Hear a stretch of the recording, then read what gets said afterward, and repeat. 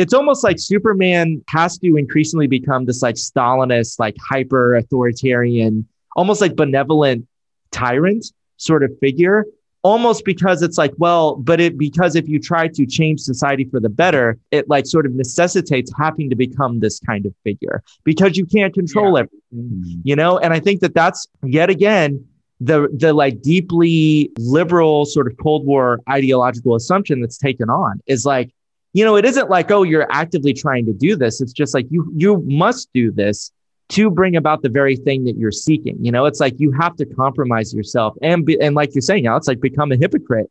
And the most deeply sort of subjective way to actually bring about a revolutionary project. And I think that that's again, like kind of at the end, I think why you see Wonder Woman eventually being traumatized and then like her character being fucked for the rest of the comic. It's like, oh yeah, because he loses everything he loves by pursuing the fucking object of his desire. You know, which is like a sort of utopian society in a way. The thing is, like, I guess, like, what also kind of pisses me off. I mean, I don't know. I hear what everybody's saying, but the other thing is, it's just like, I don't know. It's just like, what pisses me off is that it almost makes a crime of altruism. Like, that's the thing that also kind of pisses me off about the comic. Because what's funny about it is, like, okay, Don, I remember earlier you were saying, like, you kind of couldn't help but relate with, like, the human characters like Lex Luthor and Batman, because, like, they were the underdogs next to, let's face it, Superman is practically Dr. Manhattan in this comic, except like not as, you know, weird and psychedelic and shit.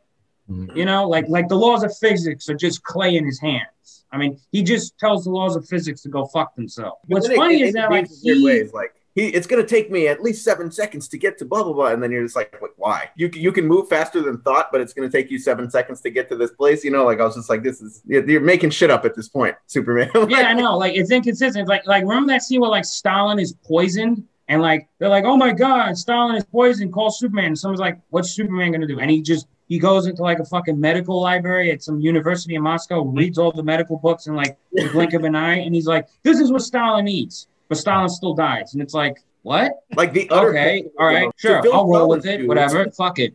But like the thing that what pisses me off about the comic also is like Superman is like almost the only character who like he's almost like that quote by Che Guevara, a revolutionary is motivated by the most supreme act of love and shit, right? And like that's almost like what Superman is doing here. Because like he does seem to almost like genuinely love the humans, you know, almost like more than even like the American version of himself.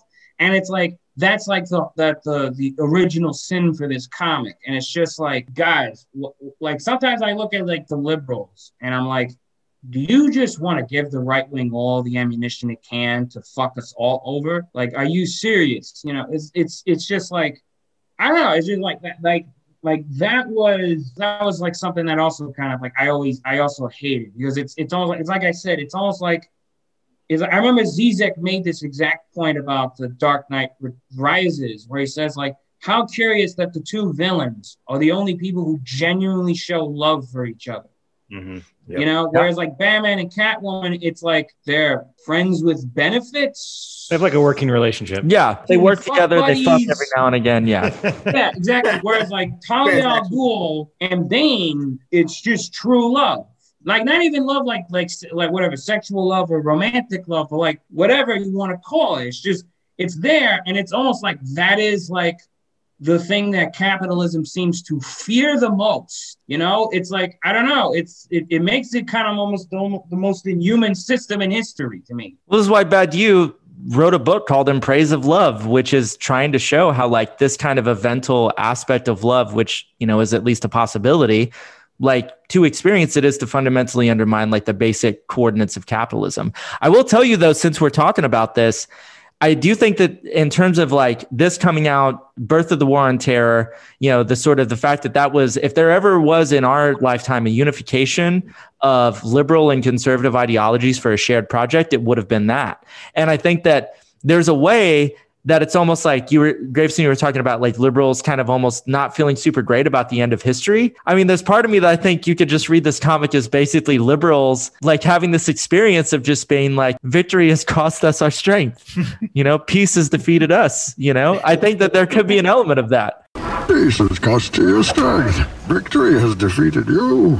And so it's like, oh, we need to like bring back like the true threat, right? Like the global, the counter hegemonic force of like the other superpower, the only one that we've ever experienced. It's like there's a deep terror of not having that kind of adversarial force in the world. Isn't that what the project of neoconservatism was? Like, because like the thing that people don't understand about neoconservatism, from my understanding, is that like it's right wing, but relative to like within the spectrum of liberalism. Like it is not, because like some people talk about neoconservatism as if it's like fascism. I don't think it's the same thing. But like what it is it's like, it seems like, I don't know, I kind of get this from Adam Curtis documentaries, which I'm not sure how reliable that is. But like he basically said that like the supposed founder of neoconservatism was himself a liberal, but he used mythic concepts to revitalize liberalism. So it's almost this like weird, I don't know, like it's like liberalism is reneging on itself, where it's like to save liberalism, we will have to be illiberal in some way. And it's like, what? Okay, walk me down this fucking cul-de-sac, fam. All right. Yeah, it's Batman and Gordon, right? They have to subvert the law to save the law. Yeah.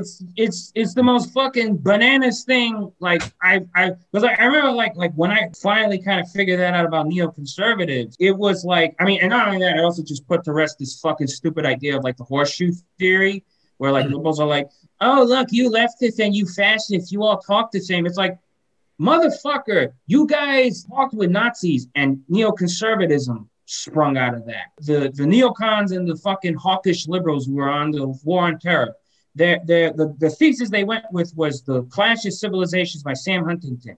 You know where he got that thesis from? Oswald Spengler, you know, the friend of the show, of the arch theorists of fucking National Socialism. And you want to fucking talk about horseshoe theory? Here's an idea. Go fuck yourselves. Official Red Library position. Yep. I'm sorry, I'm just ranting at this point. Isn't that the whole point of this episode? Is just to yes, yeah. Our patron it's fun, yeah. Like the funny thing is, I know some like the rant zone. I know who like is kind of like, she kind of likes the comic because she thinks it's like an anti-authoritarian tract against leftism or some shit like that. And this person is a very left-wing kind of leftist, like really, like kind of, I call them, they're part of like what I call the STEM Lord Marxism. She kind of swears by this comic, but like, again, like I reread it and I look at it and I can't help but think like, it's not the typical capitalist realist story of like, you know, the road to hell is paved with good intentions and shit. It actually is capturing what we're talking about, which is like the schizophrenia of liberalism, where it's like on one hand, it's scared of big projects that are advocating for like a hard break with the current order, right? With trying to build something completely new and venturing down like the you know, unknown territory. But at the same time, it's also kind of like wishy-washy and staying on the track because they can see that the track is leading off the fucking cliff, you know? So like this is like a comic that I feel like people should kind of read, sort of like it does kind of put you inside the mind, like the jumbled mess that is like the average liberal.